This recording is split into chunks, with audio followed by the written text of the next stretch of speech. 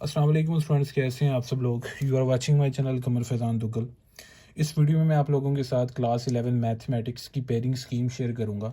Already मैंने अपने channel पे क्लास 12 मैथ्स का गेस्ट पेपर अपलोड किया था। और जिन स्टूडेंट्स ने मुझे फॉलो किया था तो मैंने बताया था कि जो इस साल स्कीम है वो चेंज हो चुकी थी। एंड टाइम पे एट द मोमेंट जो थी वो पेयरिंग स्कीम चेंज हो चुकी थी। ये कंफर्म पेयरिंग स्कीम है, इंशाल्लाह इसके मुताबिक ही आपको पेपर आएगा। क्लास 11 मैथ्स की जो पेयरिंग स्कीम है, मैंने पहले शॉर्ट क्वेश्चंस का पोर्शन किया है। इसमें क्वेश्चन नंबर 2 होगा आपके पेपर का। जो क्वेश्चन नंबर 1 होगा आपके पेपर का वो एमसीक्यूज़ का होगा। एमसीक्यूज़ की डिवीजन हर स्कीम की सेम ही होती है और एमसीक्यूज़ को स्टूडेंट एंड पे फोकस करते हैं। इंशाल्लाह हम भी इस पे फोकस करेंगे। एमसीक्यूज़ पे पहले हम शॉर्ट और लॉन्ग क्वेश्चंस को कवर करके फिर मैं इंशाल्लाह आपको इंपॉर्टेंट एमसीक्यूज़ करवाऊंगा फर्स्ट ईयर के। आप मेरे चैनल से जुड़े रहिए। जो क्लास 11 मैथ्स के स्टूडेंट हैं वो मेरे चैनल को सब्सक्राइब कर लें, क्योंकि उनको क्लास 12 मैथ्स का बहुत ही प्रोडक्टिव मटेरियल मेरे चैनल पे मिलेगा। ठीक है, जो 12th क्लास के स्टूडेंट्स हैं उनको तो आइडिया होगा इसका कि मैंने अपने चैनल पे बड़ा प्रोडक्टिव मटेरियल आप लोगों के लिए बड़ी एफर्ट करके करवाया है।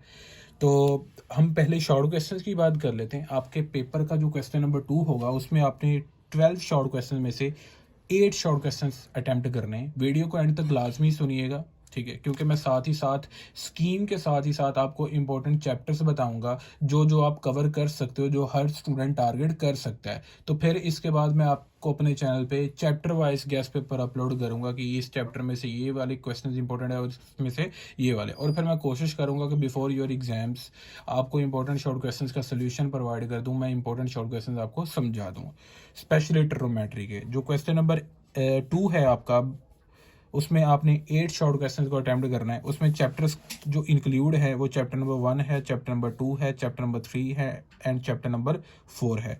तो पहले में से भी 3 शॉर्ट क्वेश्चन आएंगे, दूसरे में से भी, तीसरे में से भी और चौथे में से भी। अब मुझसे अगर पूछा जाए तो हमें टारगेट करना चाहिए पहले चैप्टर के शॉर्ट क्वेश्चन पे, तीसरे के और चौथे के। पहले और चौथे के शॉर्ट क्वेश्चन जो है वो आसान है।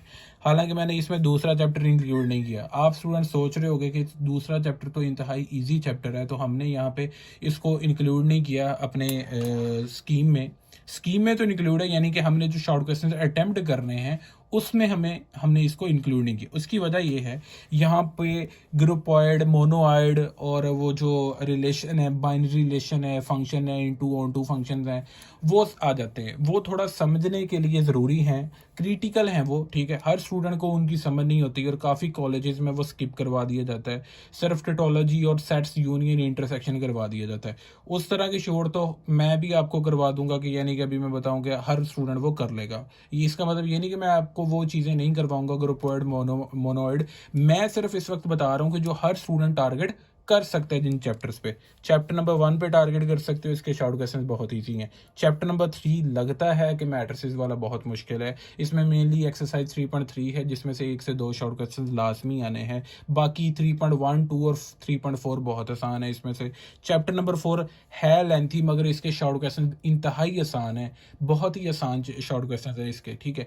और इसके मैं आपको सिर्फ सिलेक्टिव शॉर्ट क्वेश्चन इंशाल्लाह बताऊंगा। मेरे चैनल से आप जुड़े रहिए। इंशाल्लाह मैं आपको आपके पेपर से पहले आपको A to Z तैयारी करवाऊंगा मैं, और साथ साथ आपको सोल्यूशन भी बताऊंगा, सिर्फ गेस्ट पेपर नहीं। इसके बाद आप हमारे पास क्वेश्चन नंबर 3 है। इसमें हमने 12 में से 8 शॉर्ट क्वेश्चन को अटेम्प्ट करना है। इसमें चैप्टर जो इंक्लूड हैं चैप्टर नंबर 5, 6, 7 और 8 है। 5 में से 2 शॉर्ट क्वेश्चन आएंगे, छठे में से 4 आएंगे, 7वें में से 3 और 8वें में से 3।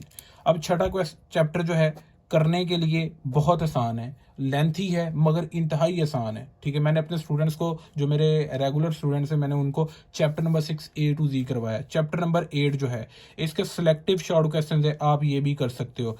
5th चैप्टर में से पार्शियल फ्रैक्शन के शॉर्ट क्वेश्चन होते हैं, स्टूडेंट्स को आते होते हैं मगर वो अटेम्प्ट नहीं करते क्योंकि टाइम ज़ाया हो जाता है पार्शियल फ्रैक्शन का शॉर्ट क्वेश्चन अटेम्प्ट करते हुए। इनमें से एक आध डेफिनेशन आ जाती है, वरना ये भी आसान है। तो मेनली चैप्टर नंबर 6 हो गया और चैप्टर नंबर 8 हो गया। 7 शॉर्ट क्वेश्चन हो जाते हैं। चैप्टर नंबर 7 में से हमने सिर्फ सिलेक्टिव कुछ शॉर्ट क्वेश्चंस कर लेने हैं और इसकी एक्सरसाइजेज भी सिलेक्टिव हैं, लॉन्ग के लिए भी और शॉर्ट के लिए भी, तो आप इसको भी कर सकते हैं। तो यानी मेनली हमारे यहाँ पे चैप्टर नंबर 6 और चैप्टर नंबर 8 हैं, 5 और 6 के सिर्फ सिलेक्टिव शॉर्ट क्वेश्चंस कर लेंगे तो ये पोर्शन भी कवर हो जाएगा।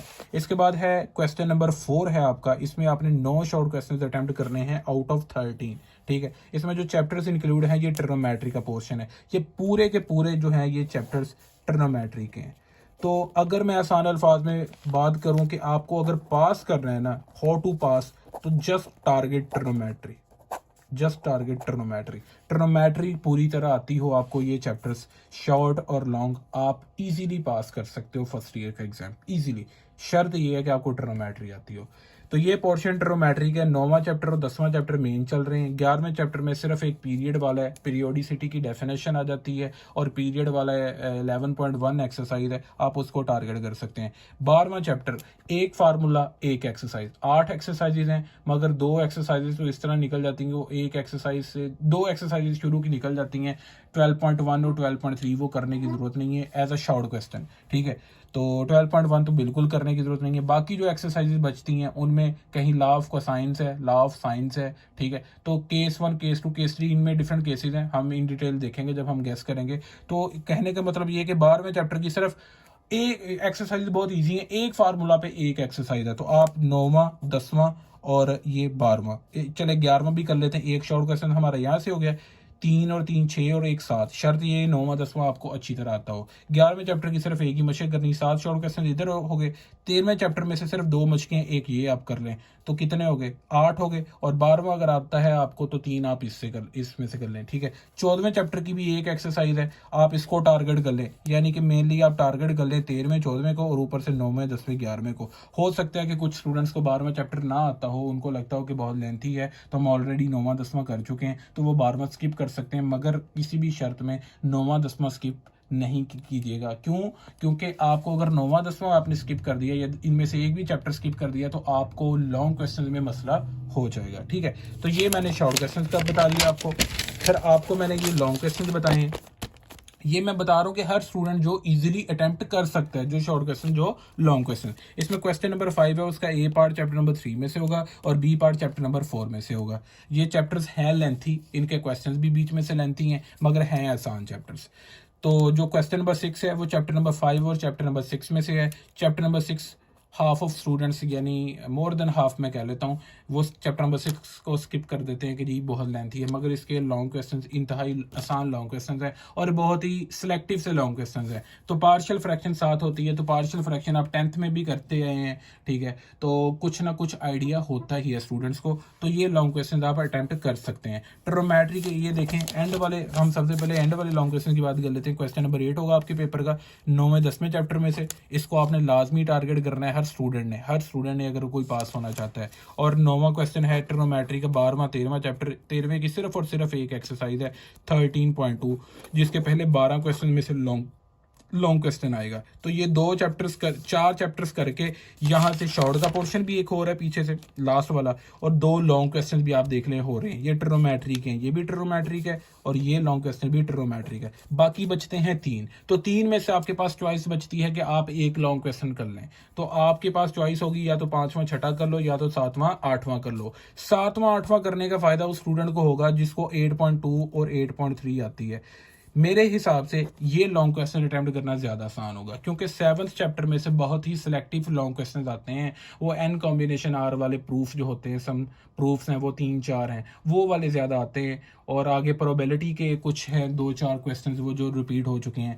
तो ये आप लोगों के लिए अपार्ट फ्रॉम ट्रिग्नोमेट्री ये लॉन्ग क्वेश्चंस आप लोगों के लिए करना आसान है, क्योंकि इसकी सिर्फ 2 एक्सरसाइजेज हैं और इसकी 6-7 में से करने वाली सिर्फ 3 से 4 हैं। तो ये लॉन्ग क्वेश्चन अटेम्प्ट करना आप लोगों के लिए ज़्यादा आसान है। ठीक है, ये थोड़े समझने वाले हैं क्योंकि ये डिफरेंट चीज़ें होती हैं। प्रोबेबिलिटी, बाइनोमियल थ्योरम तो आपकी सेकंड ईयर में भी यूज़ होगा।